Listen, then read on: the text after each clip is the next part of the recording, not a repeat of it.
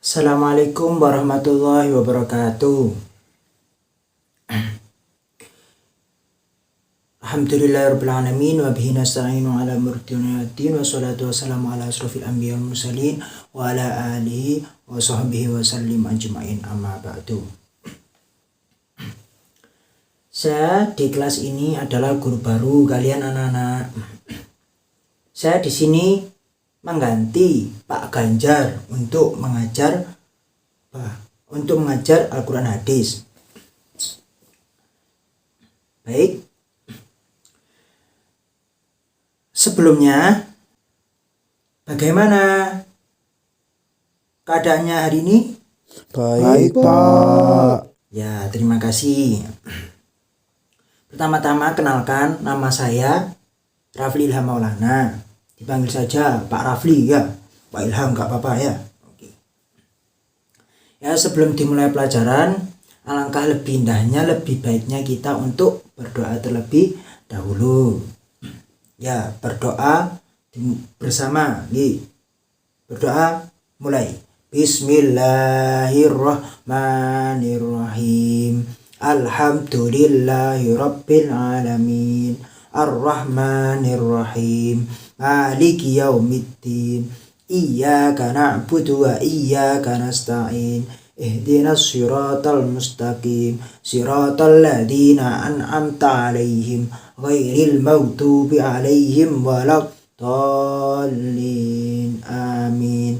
Rabbis shrahli sadri wa yassir li amri wahlul 'uqdatam min lisani yafqahu qawli. Rabbi zidna ilman nafi'a warzuqna fahma. Walhamdulillahi rabbil alamin. Doa selesai. Selanjutnya saya di sini mengajar Al-Quran hadis. Yang pertama yaitu perkenalan sudah. Oh ya, yang saya lupa yaitu absen. Sekarang absen. Absen Randy.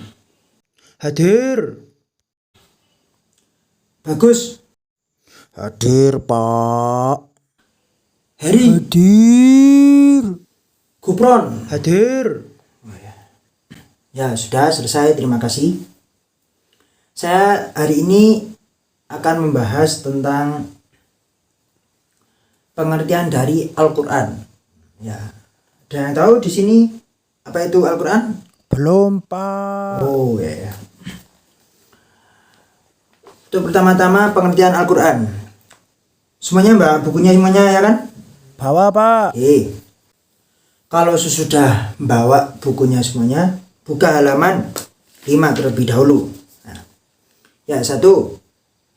Pengertian Al-Quran. Al-Quran yaitu lafaz Allah. Al-Quran yaitu firman Allah yang diturunkan oleh Allah kepada Nabi Muhammad SAW dengan perantara malaikat Jibril. Ya, secara berangsur-angsur. Dalam para ahli Al-Quran, para ahli ulama-ulama terdahulu, menurut salah satunya yaitu menurut Syekh Muhammad Hudari Beg dalam kitab Tarikh As-Tashri' Al-Islam, Syekh Muhammad Hudari Beg mengemukakan definisi Al-Quran sebagai berikut. Al-Qur'anu huwal lafdul arabiyyul munazzalu ala Muhammadin sallallahu alaihi wasallam litadzabburi wa tadzakkuri al-munqalu mutawattira wa huwa madafataini al-mabdu'u bi suratil Fatih wal makhtumu bi suratin Nas.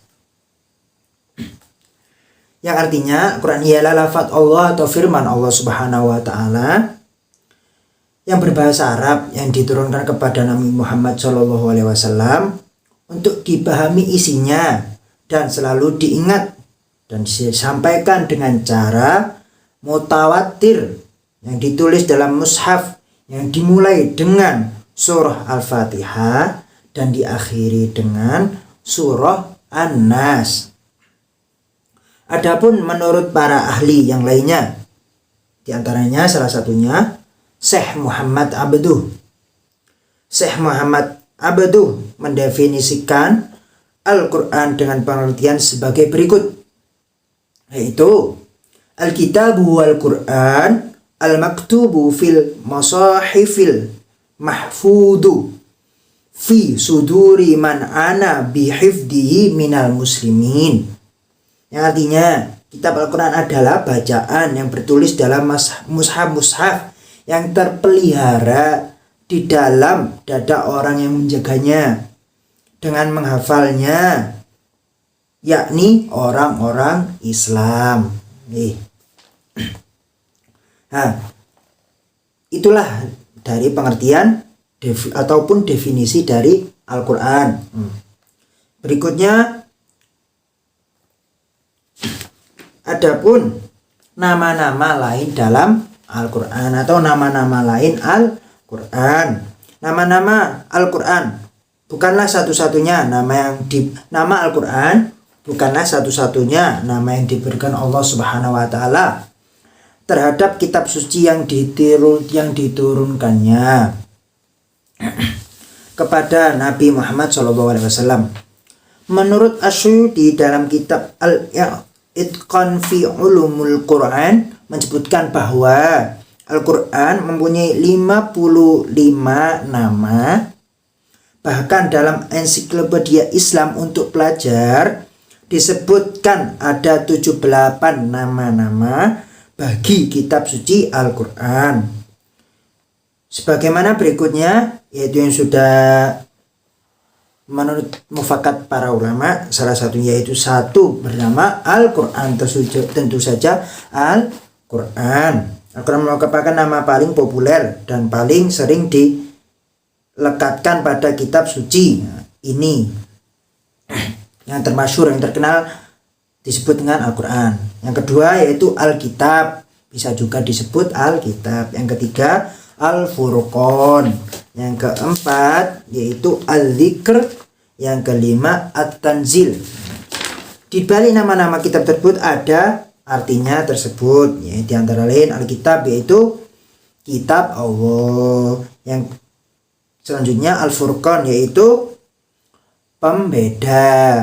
Berarti kitab ini yaitu pembeda, nama lainnya pembeda. Berikutnya yaitu Az-Dzikr, berarti peringatan. Yang berikutnya At-Tanzil, yang artinya diturunkan. Al-Quran kan diturunkan dari Allah kepada Nabi Muhammad, ya. Yang berikutnya perilaku orang yang berpegang teguh kepada Al-Quran. Adapun salah satunya yaitu perilaku orang-orang atau manusia yang berpegang teguh kepada Al-Quran. Dalam hal ini Al-Quran adalah sumber nomor satu ataupun pedoman nomor satu hidup bagi umat Islam, baik yang beriman ataupun yang mungkin berbuat dosa tapi kan berpegang teguh kepada Al-Quran masihan, itu mungkin termasuk fasik. Sebagian besar orang itu berpegang teguh kepada Al-Quran. Barang siapa yang berpegang teguh kepada Al-Quran, maka dia akan menuju surganya Allah Subhanahu wa ta'ala, ya. Ya, untuk sekarang kalian silakan berdiskusi tentang apa yang saya jelaskan tadi, ya. Berdiskusi, setelah berdiskusi sampaikan apa yang kalian peroleh dari diskusi tersebut, ya. Sudah selesai. Dari ada yang sampaikan diskusinya, silakan. Bahasanya Al-Quran itu ialah firman Allah yang diturunkan kepada Nabi Muhammad melalui perantara malaikat Jibril. Ya, terima kasih.